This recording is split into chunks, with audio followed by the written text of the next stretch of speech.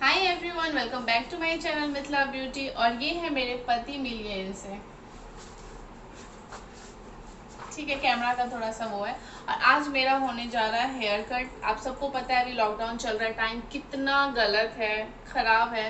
तो अभी सैलून वगैरह, अब हम लोग अहमदाबाद में रहते हैं, 5th तक यहाँ पे लॉकडाउन चल रहा है। तो हम लोगों ने सोचा कि आज मैं हाय तो ये करो। छोटे छोटे लंबे लंबे बालों को काटूंगा। यानी कि मैं आज हेयर कट करने वाला हूँ इस लड़की का। अब देखते हैं कि हेयर कट के बाद ये कैसी होती हैं, बनती हैं। कि क्या घर पे ही हेयर कट करते हैं, तो राहुल ने बोला कि मैं ट्राई करता हूँ इस बार। तो मैंने कहा चलो ठीक है, रिस्क ले लेते हैं अपना। चलो, लेट्स सी। कितना लेंथ काटोगे? पूरा हाँ, पूरा, देखना जरा। ज़्यादा छोटा भी नहीं, बट एक नॉर्मल जो है, जो ज़्यादा बढ़ गया इधर अनइवन हो गया उसको इवन करेंगे। उसको और दो मुँहे बाल हाँ, बोलते हैं। लेट्स ट्राई, देखते हैं क्या होता है फाइनली। आपको दिखाएंगे कि क्या फाइनली निकल के आता है। शुरू करें? ओके। आप लोगों को एक्सप्लेन करती हूँ। यहाँ पे क्या करते हैं कि पहले अपना सारा बाल आगे कर लेंगे पूरा। और फर्स्ट ऑफ ऑल आपको ये ध्यान रखना है कि एक भी ना बाल मतलब उलझा नहीं होना चाहिए। सारा बाल आगे कर लेंगे। तो और उसके बाद रबर उस पे कोई सा भी आपका, लेकिन आप ध्यान देना कि पतला रबर ही हो, मोटा नहीं हो, क्योंकि ना वो क्या करता है कि बालों, अगर मोटा रबर लगाओगे तो ऑब्वियसली बालों को ज़्यादा टेढ़ा करेगा। पतला रबर लगाओगे दैट इज़ बेटर। तो यहाँ पे राहुल ने मेरे सारे बाल को आगे कर लिया है। और फिर यहाँ पे पूरा मैं चेक कर रही हूँ कि कुछ अंदर पीछे छूटा तो नहीं। फिर सब कुछ आगे भी पूरा क्लीन कर लेंगे, लाइक पूरा सीधा कर लेंगे, कुछ भी उलझा नहीं होना चाहिए। देन उसके बाद यहाँ पे ये ध्यान रखना होता है कि सारे बाल आपके आने चाहिए। Got it. फिर उसके बाद एक करके, और ये मेरे बालों की हो रही है कटिंग।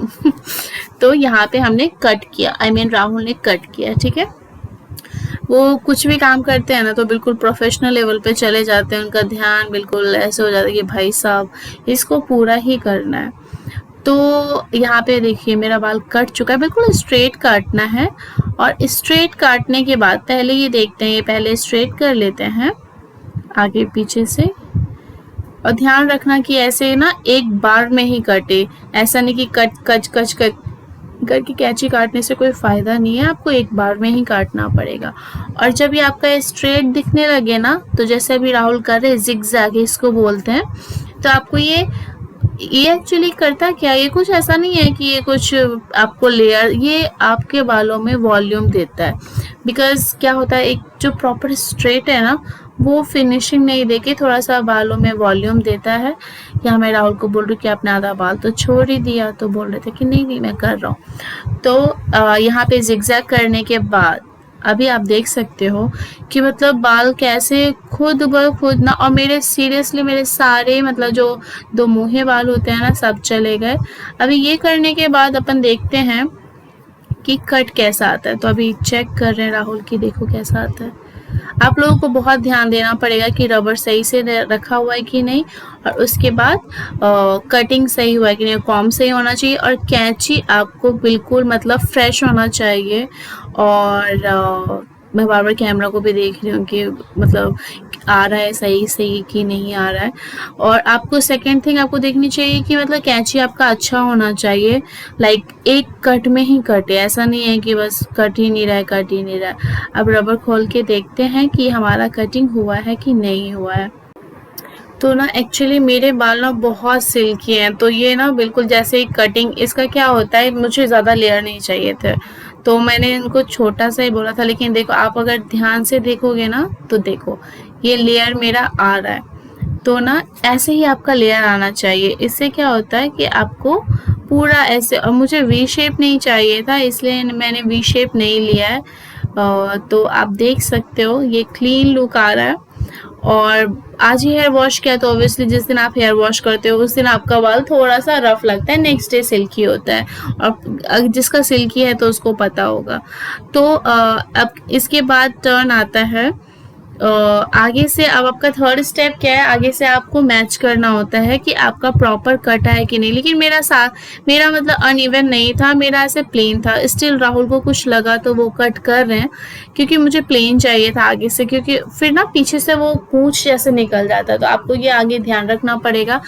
लेकिन अगर आपको वो वाला बिल्कुल जो वी शेप होता है ना, अगर आपको वो चाहिए तो आप कट नहीं कर सकते हो, आपका चलेगा। लेकिन मुझे वो ना फिर एक्चुअली मैं घर में जोड़ा ही मतलब ऐसे बालों को लपेटा और क्लचर लगाया, तो यही करती हूँ। तो मुझे ऑलरेडी बन जाता है, तो मुझे ये ना प्रेफर करती हूँ कि मेरा नीचे से प्लेन ही हो, वी शेप ना हो। तो अभी बारी आती है फ्लिक की, तो मैं हमेशा फ्लिक करवाती हूँ। तो अभी देखो फ्लिक कैसे काटते हैं राहुल, लेट्स सी।